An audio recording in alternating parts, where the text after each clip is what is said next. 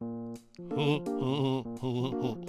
daddy says if I want to increase my win rate, I have to play Russian tanks.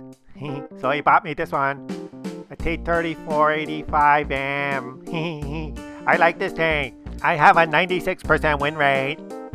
He says it's because there's Russian bias in the game. And guess what? It's true because I got a 96% win rate in my Russian tank. It's like at my school. Like at my school in my gym class in phys ed. I'm a really fast runner, but there's a fat little boy in my class, and he sucks. He can't run, but he always gets a star. The teacher always gives him a participation ribbon, and I never get one. It's because it's the same at my school. There's fat kid bias. It's just the way it is now. It's why my daddy says it's because everyone who works at my school is an asshole. And it's true because all the fat kids get the participation ribbon, and I don't. And I'm faster. So my daddy bought me this tank. I'm gonna go shoot someone. If I can find someone, I'm just driving down this road. Usually, when I play my Russian bias tank, I just drive and kill people. It's really easy. It's really easy. Oh look, there's an American tank. It sucks because it's American. And this game's not American. See, watch. Hi. I killed you in my Russian tank. It's just like my gym class at school. If you're fat or stupid in school, you get lots of stars and participation ribbons. It's all the regular kids like me. We don't get anything. School's not fun anymore. So my daddy says if you can't beat them, you have to join them. So I started to eat a lot of candy because I wanted to get fat too, so the teachers would be nice to me. But then my daddy got mad, and he bought me this tank, this Russian bias tank, and now I'm having lots of fun. I get lots of ribbons. I got 96% win rate. My daddy says Americans are too stupid to make their own game, so they play the Russian game. And they always get mad because the American tanks suck so much. Why don't they just play the Russian ones? They're so much more fun. Watch. It's so easy. But my daddy says it's because America sucks now. And everyone's stupid. And only if you're fat and lazy and useless and pathetic, then you get lots of ribbons. And you get to go on Oprah and Dr. Phil and become a star. And then maybe you can become the president. I don't know why America is like that. I think it's because there's no good American tanks. But it's their own fault because they still play the game. And they even spend money. My daddy spent some money and he bought me this tank. It's a Russian tank. It's so much fun to play because I win all the time. I got a 96% win rate. Thank you, Daddy. I like this tank. Or say, hey guys, it's Claus. Yeah, welcome back. We've got a little bit of a longer intro for you today, but it featured a great game. And it gave me a chance to brew a nice cup of coffee, which I will enjoy while we watch Maui 29 from the QSFL clan. Shout out to you guys! Driving his object. Does it really matter what object he's driving? Huh? He's driving the object 704. That was a great game in that intro, the T-3485M. It's that premium tank that came out, the one that's better than the T-3485, which is the tank you can grind. And it's Russian, and it's better than the Cromwell. It's probably the best Tier 6 premium tank. Trust me, it is. You can debate me if you want, but the gun does more damage. It never misses. The HE round can one-shot a Type 64 sometimes. Two-shot, I guess. Takes 2 shots. It's a pantomime. Some tanks take 3, some tanks take 4. The T-34 or 85M takes 2 shots. It's a pantomime. 2. We're gonna watch some Russian tank gameplay this week. Starting it off. Is it Monday? I don't even know. You know, sometimes I make a couple of videos and then I forget when I'm gonna release them. But I think it's Russia week. I don't know. Something's happening in Russia that's probably important. No one fucking knows because they don't tell anyone. And if they did, the Americans would spin it a different way, right? And no one knows what's going on in Russia. But it's a busy place. There's a lot of people there, and I'm sure that they're busy doing something that we should be celebrating. So it's Russia week, and we're starting it off here with the Object 704. When you drive in certain situations, it's not always true, but sometimes when you drive these big Russian tanks, there's a skill level. Let me just put it this way. There's a skill level. Okay, like he's going to auto aim and shoot. Gatov.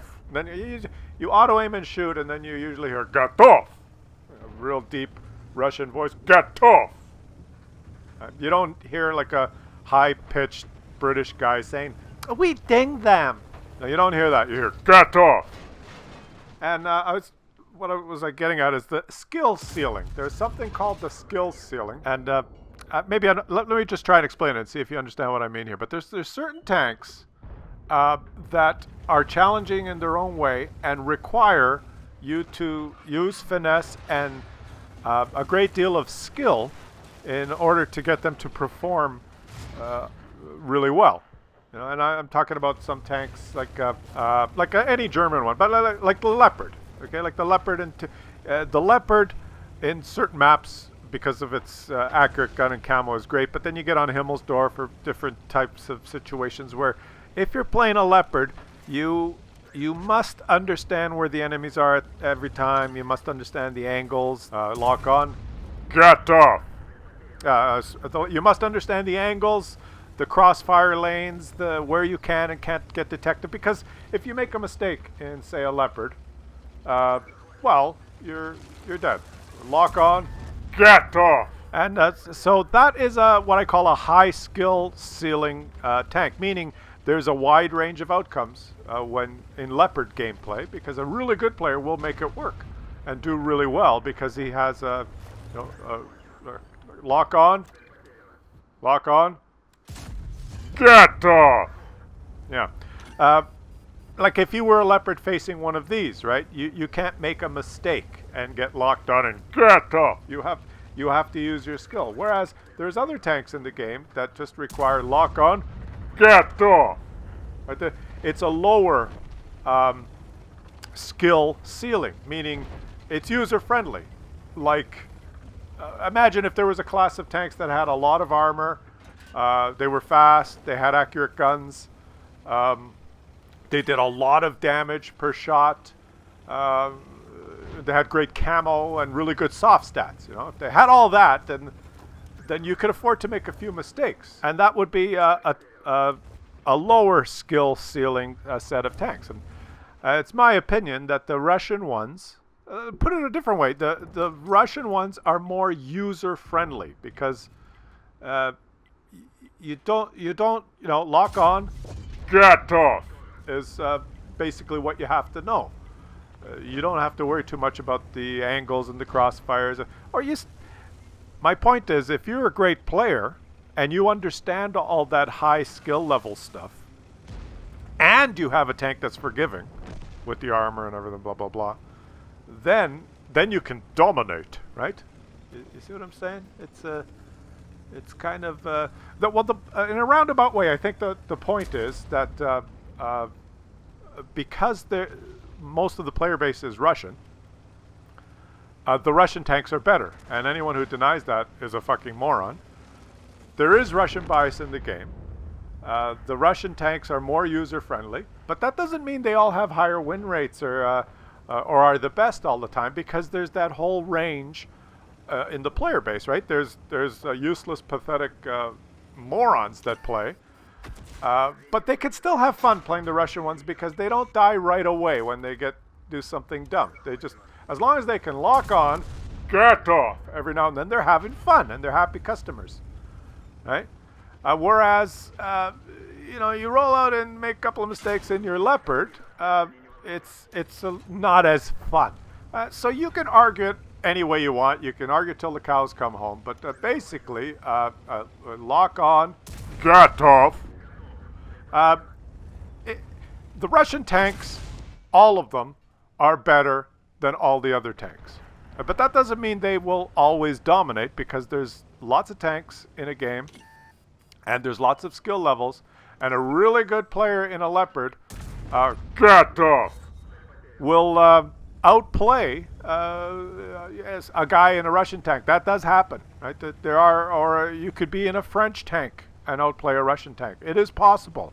I'm not saying that that is not possible. And it's because the high and low skill ceiling. It's the user friendliness of the tank. If you are an expert, you can make almost any tank work.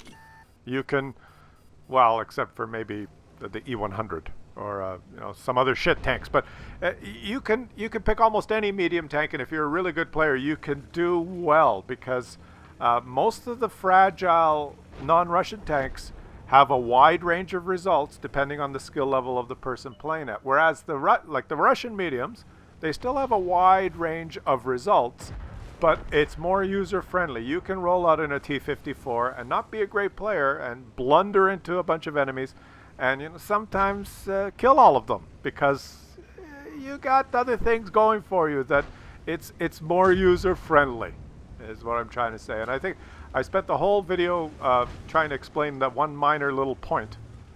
And there's still some of you wearing tinfoil hats that will say, there's no Russian... seriously, oh my days, there's no Russian bias in this game. Some of you may still say that. And I have no fucking clue how you can believe that. Oh, well, that is fairly interesting. Sometimes you do shoot, and you don't, it's not Gatov right away. It's... let's see if it works here. Lock on. Shoot. Gatov. That's basically my point. It's going to be a fun week, guys. It's going to be a fun week. We got some great stuff to watch. Pool's medal, 10 kills. Did he Gatov people 10 times? It didn't even do a lot of damage. That's I was so into the commentary, I kind of lost track. I didn't know he got 10 kills. Way to go, buddy. Maui 29 from the QSFL clan. That was a pretty epic game, and great job. And we're gonna have so much fun this week. It's unbelievable how much fun we're gonna have. This is like if my name was Gus, I would tell you to call me Fun Gus. Hi, my name's Gus. I'm a lot of fun. Call me Fun Gus. Yeah.